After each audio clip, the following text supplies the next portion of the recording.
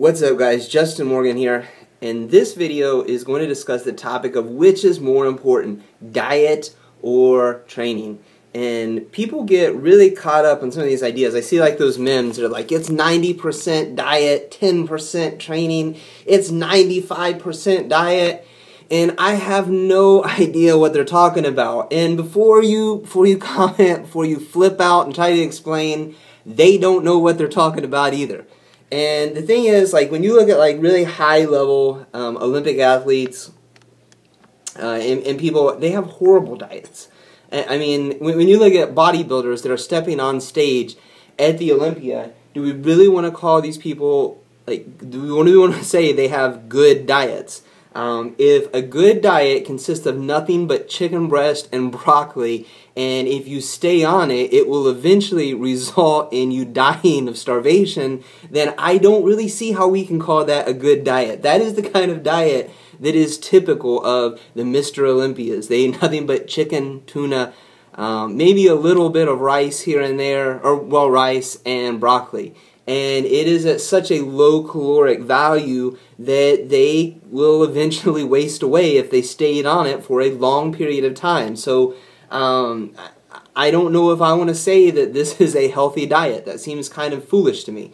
But now conversely, when you look at like high-level Olympic athletes, like Olympic swimmers, Olympic weightlifters, they don't really follow like any kind of great diet either. They're eating McDonald's, they're eating a lot of junk food. In fact, in a lot of cases, they need calorically dense foods or foods that are not very nutrient dense, so like vegetables would be kind of, you know, you need vegetables to hit your micronutrient needs and some of that kind of thing, but if they're eating large volumes of those, it's probably going to fill up stomach space so that they're not really able to meet the overall caloric needs that they have to keep up the extremely high level of performance that they have brought their bodies to. So in both cases, they're not really that great of diets.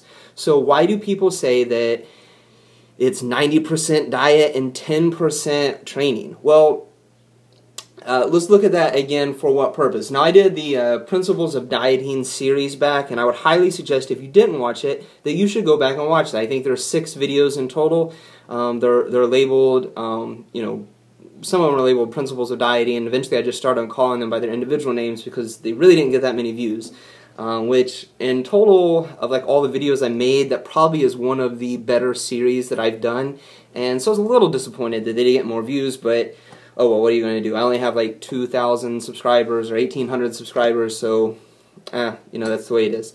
But when you look at the total aspects of the diet, if you're going to lose weight, you kind of need to be in a caloric deficit. Now, you can do that by increasing your training volume, or just general daily activity like walking, bike riding, things like that, or you can decrease your caloric intake. I prefer, and I would generally recommend, that people increase their activity as a way to do that, because it has a double effect that it increases your body's overall production, your body's ability to do work, and it helps you to lose fat like you probably want to do if you're looking at going on a diet.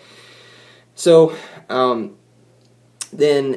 So I mean that's one huge aspect. That's a huge part of it. Now in those cases, you know, in a lot of cases they really need a high level of caloric intake, like those Olympic level athletes that we were talking about.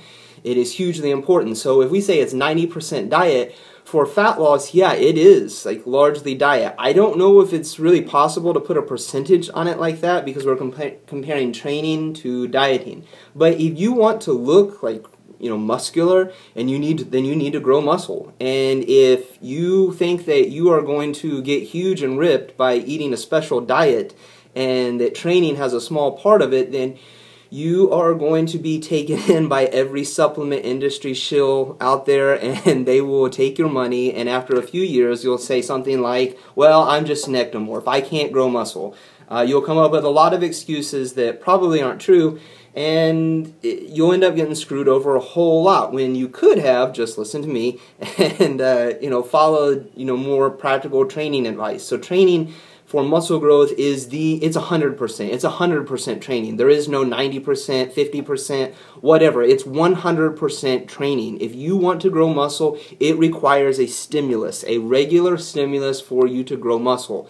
And the more that you stimulate muscle growth over time, then the more muscle you will grow. So 200 pounds stimulates muscle growth a lot better than 100 pounds.